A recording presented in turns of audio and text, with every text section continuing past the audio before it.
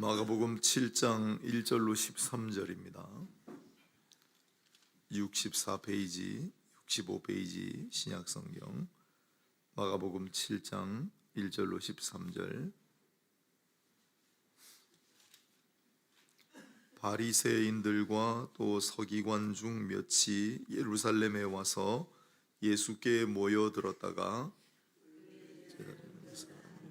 부정한 손 곧 씻지 아니한 손으로 떡 먹는 것을 보았더라. 바리새인들과 모든 유대인들은 장로들의 전통을 지키어 손을 잘 씻지 않고서는 음식을 먹지 아니하며 또 시장에서 들어와서도 물을 뿌리지 않고서는 먹지 아니하며 그 외에도 여러 가지를 지키어 오는 곳이 있으니 잔과 주발과 놋그릇을 씻음이라라. 이에 바리새인들과 서기관들이 예수께 묻되 어찌하여 당신의 제자들은 장로들의 전통을 준행하지 아니하고 부정한 손으로 떡을 먹나이까? 이르시되 이사야가 너희 외식하는 자에 대하여 잘 예언하였도다. 기록하였으되 이 백성이 입술로는 나를 공경하되 마음은 내게서 멀도다. 사람의 계명으로 교훈을 삼아 가르치니 나를 헛되이 경배하는도다 하였느니라.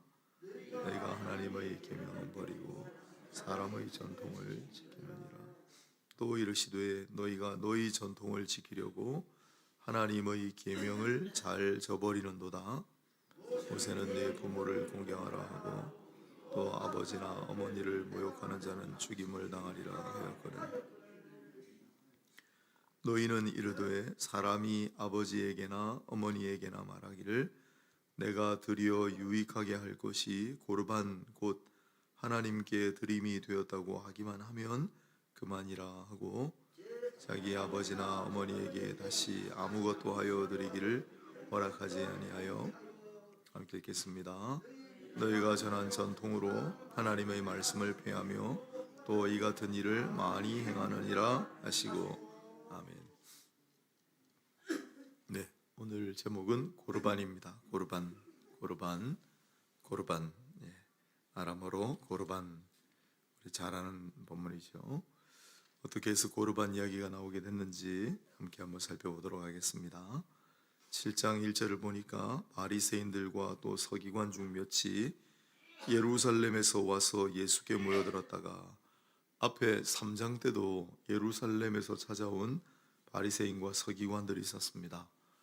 뭐 때문에 이 사람들이 왔는지 여러 가지 해석이 있는데, 예를 들면 예루살렘 그 당시 종교 지도자들 순회층에서 한번 가서 조사해보라 라고 했을 수도 있고, 바리새인과 서기관들 중에 몇이 호기심으로 도대체 예수가 어떤 인물인가, 무슨 이야기를 하는가 개인적인 호기심으로 왔을 수도 있고 여러 가지가 있지만, 아무튼 중요한 것은 바리새인과 서기관들이 예수님을 찾아온 동기가 되겠습니다. 그 앞선 본문 다 연결되어 있거든요. 56절, 55절을 보면 예수님을 찾아온 일단의 무리들이 있었어요. 병든 자를 침상째로 메고 예수님을 왜 찾아왔습니까? 왜 예수님 옷자락만 대어도 낫겠다고 합니까? 예수님을 찾아온 이 사람들의 동기는 예수님께 은혜를 받으려고, 또 예수님을 경배하려고, 예수님을 찬미하려고, 그런 동기였을 텐데, 여기 바리새인과 서기관들이 찾아온 이유는 어떻게든지 흠을 찾으려고, 어떻게든지 책을 잡으려고 온 겁니다. 동기가 서로 반대죠. 그러다 보니까 이런 일들이 벌어지게 되는 건데, 우리는 그런 일이 없는지 한번 생각을 해봐야 될 것 같습니다. 그런 생각을 하게 됩니다. 흠을 잡으려고, 책을 잡으려고 하다 보면 다 그것만 보입니다. 그래서 우리가 좀 시선을 그런 쪽으로 하지 말고 어떤 사물과 사람과 어떤 현상을 바라볼 때 항상 좋은 눈으로 시선을 두면 좋은 게 보입니다.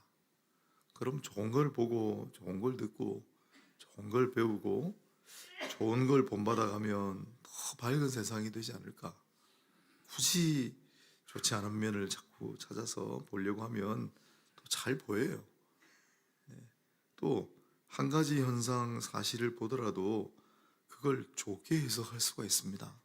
그런 믿음의 습관을 우리가 좀 가져야 되지 않겠나. 이건 믿음의 습관 문제인데 막상 딱 그 현장에 봉착을 했을 때 내가 이렇게 생각하고 이렇게 봐야지, 그게 잘 안 되고 그냥 평소에 늘 훈련되고 습관이 되어야 딱 봤을 때 그렇게 된다. 이 사람들이 예수님도 이렇게 흠을 잡으려고 책을 잡으려고 왔으니 그런 것만 보이는 거예요. 이 사람들 눈에는. 그 나중에 예수님 보고 뭐라고 합니까? 왜 그 죄수들하고 밥 먹냐고, 왜 그 음란한 여인하고, 왜 그 율법적으로 하찮은 직업을 가진 사람들하고 어울리냐고, 술 친구냐고, 그런 얘기만 합니다. 그런 것만 보는 거예요. 또 2절도 보면 예수님의 제자 중 몇 사람이 부정한 손, 씻지 아니한 손으로 떡 먹는 것을 봤다. 그래서 이 사람들이 눈이 크게 떠진 거 아닙니까? 아니, 저희들이 밥을 먹는데 손을 안 씻고 먹어?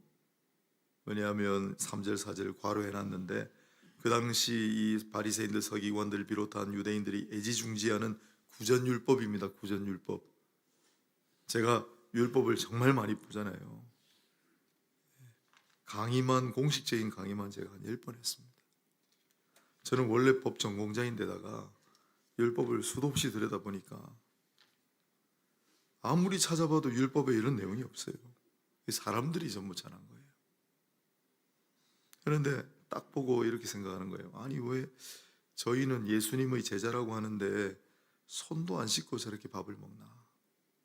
흠을 잡고 책을 잡으려면 그런 것만 보여요. 그러면 이걸 좋게 해석을 하려면 어떻게 하면 되겠습니까? 배가 엄청 고픈가 보다. 진짜 가난하고 배고픈 사람인가 보다. 그러니 저렇게 허겁지겁 밥 먹는 게지. 그렇게 생각할 수 있잖아요. 근데 이게 평소에 습관이 안 되면 그렇게 잘 안 돼. 딱 눈에 들어오는 게 저 왜 손도 안 씻고 밥 먹지?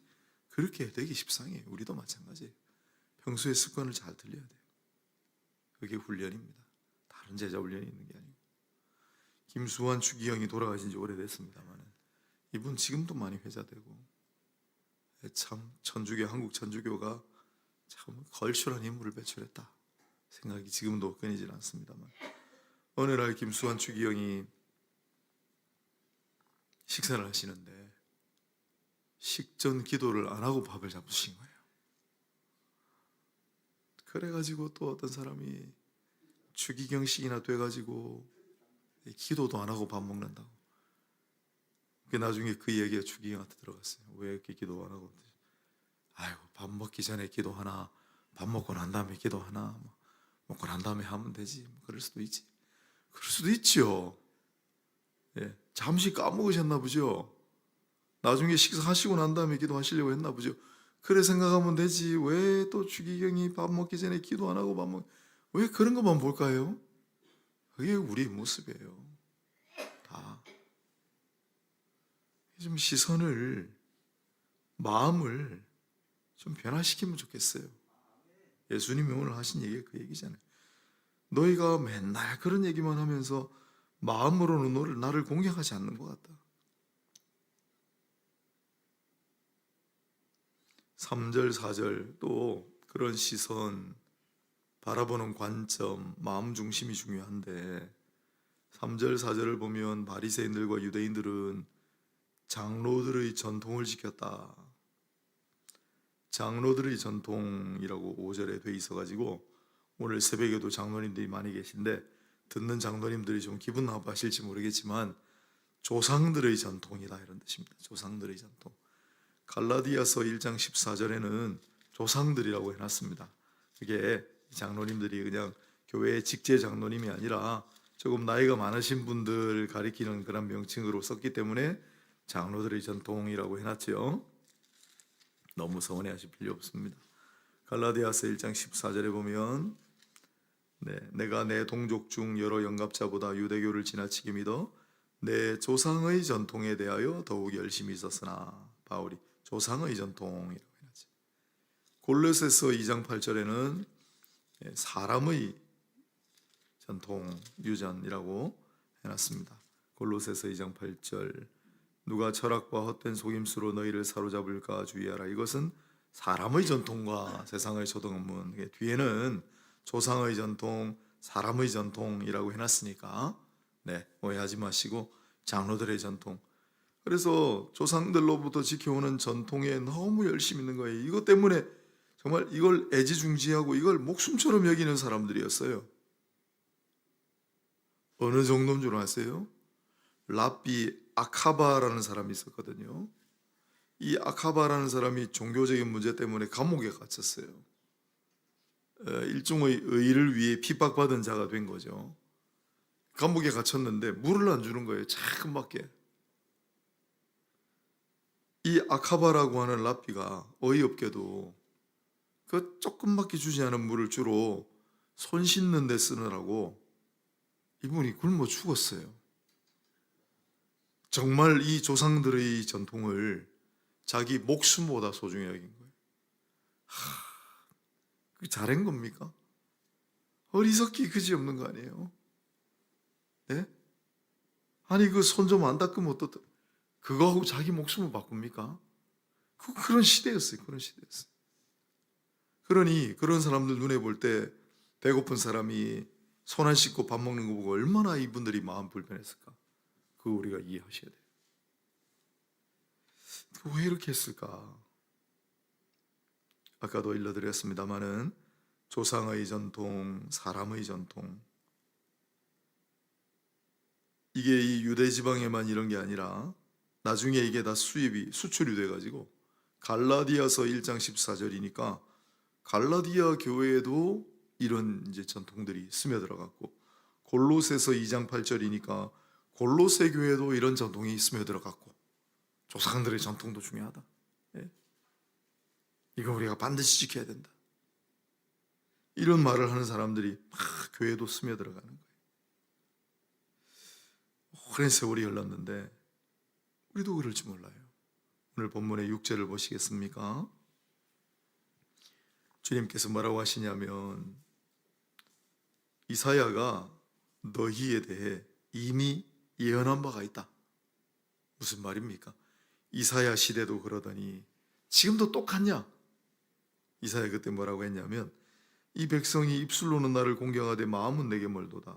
사람의 계명으로 교훈을 삼아 가르치니 나를 헛되이 경배하는 것이다. 예수님께서 이사야서 29장 13절을 조금 변형시켜 가지고 말씀하셨어요. 마음대로 하셔도 돼요, 예수님은. 왜냐하면 육신이 된 말씀 그 자체시니까. 하나님의 율법, 하나님의 계명을 바꾸고 수정하고 변경할 권한을 가지신 유일한 분이시기 때문에. 원래 이사야 29장 13절은 이 백성이 입으로는 나를 가까이 하고 입술로는 나를 존경하나 그 마음은 내게서 멀리 떠났나니 그들이 나를 경외함은 사람의 계명으로 가르침을 받았을 뿐이라. 나를 경외하는 것 같긴 한데 그게 사람의 계명으로부터 출발하는 거지 진짜 그들의 마음이 나를 경외하고 경배하는 것이 아니다. 입술로만 나를 공경한다고 한다라고 이사야 선지자가 그 당시 사람들에게 예언한 건데, 선포한 건데, 선지자가 지금 예수님 오신 당시에도 똑같다는 거예요. 어쩜 그렇게 변하지 않았냐는 거예요. 그러면 만일 지금 이 시대에 주님께서 우리 가운데 오시면 우리 보고는 이 말씀을 하시지 않을까요? 야, 너희 이사야 시대도 그렇더니 내가 이 땅에 왔을 때도 그러더니 지금도 똑같구나. 어쩜 그렇게 똑같냐? 라고 말씀하시지 않을까? 6절을 보면 다시 이사야가 너희 외식하는 자라고 했잖아요. 이게 정말 옛날 표현이기도 하고 정말 잘 써준 거예요. 외식하는 자. 이거 요새 표현으로 하면 뭐라고 해야 됩니까? 위선자예요. 위선자. 너희 이 위선자들아, 너희 이 위선하는 무리들아 라는 뜻이에요. 오늘날 주님이 우리 가운데 오시면 우리 중에 많은 이들에게도 이 위선자들아, 라고 하시지 않을까? 모르겠어요. 우리가 입으로만, 말로만 주님을 공경한다고 하면서 마음은 멀리 떠나고, 어떤 때는 사람의 계명, 교회의 전통, 우리가 예지중지하는 관습만 소중히 여기고 그 본질을 실천하는 데는 참 더딘 모습이 아닌가? 아닌 것 같다고요? 우리 교회 이야기는 아니지만은 예를 들어 보겠습니다. 제가 갑자기 아주 어려운 이웃들 참 힘든 일을 당하고 있다는 소식을 들었어요. 야, 우리가 이 가난한 분들 좀 구제해야 되지 않겠나? 교회에다가 이 긴급 구제를 뭐라고 이야기가 돌아올까요? 마땅히 어떻게 해야 되느냐 하면, 그게 교회의 본질이죠. 그러면 우리 교회 재정을 최대한 그쪽으로 한번 몰아봅시다. 이래야 되지 않을까요? 대부분의 교회는 그 예산이 없습니다. 교회 우리 살림 빠듯합니다. 갑자기 그렇게 하면은 우리 못합니다. 거의 다 대부분 그래요. 동래구 기독교 연합회라는 게 있어요. 우리 장찬원 목사님 때부터 했기 때문에 제가 어쩔 수 없이 섬기고, 예전에 안용훈 목사님 온천교회 제 대학 선배잖아요. 그냥 일 꾸미는 걸 잘해요. 어느 날 내 부임한 지 얼마 안 됐는데 와가지고 서기하라 그래가지고 지금껏 하고 있습니다. 섬기는 거니까. 이제 이번에 다시 재결성을 하고 모임을 좀 하려고 하는데, 제가 그랬어요. 이거 모여가지고 다른 거 하지 말고 우리 동래구 관하에도 어려운 교회들이 얼마나 많은데 그 어려운 교회들, 우리가 이웃 바로 옆에 있는 교회잖아요. 그러니까 좀 우리가 돈을 좀 기금을 모아가지고 다만 난방비라도 조금씩 주자. 그러려면 어떻게 해야 되는 줄 압니까? 제가 공문을 다 써가지고 그래도 좀 규모 있는 교회, 그래도 좀 성도들 많은 교회에 다 공문을 보내요. 100만 원씩만 좀 지원해 달라고. 이번에 어려운 이웃들 좀. 몇 교회나 100만 원 보내주는 줄 압니까? 없어요. 그 공문 보내고 또 보내고 기다리다 안 오니까 제가 일일이 전화 다 해요. 공문 받으셨습니까? 100만 원만 좀 도와주십시오. 어려운 이웃들 도우려고 합니다. 돌아오는 대답은 똑같습니다. 작년에 이야기하시지. 예산 편성이 다 돼가지고 지금 그렇게 돈이 빠져나갈 수가 없습니다. 전부 다 그래요. 그런 우리 모습을 주님 보시면 뭐라고 하실까?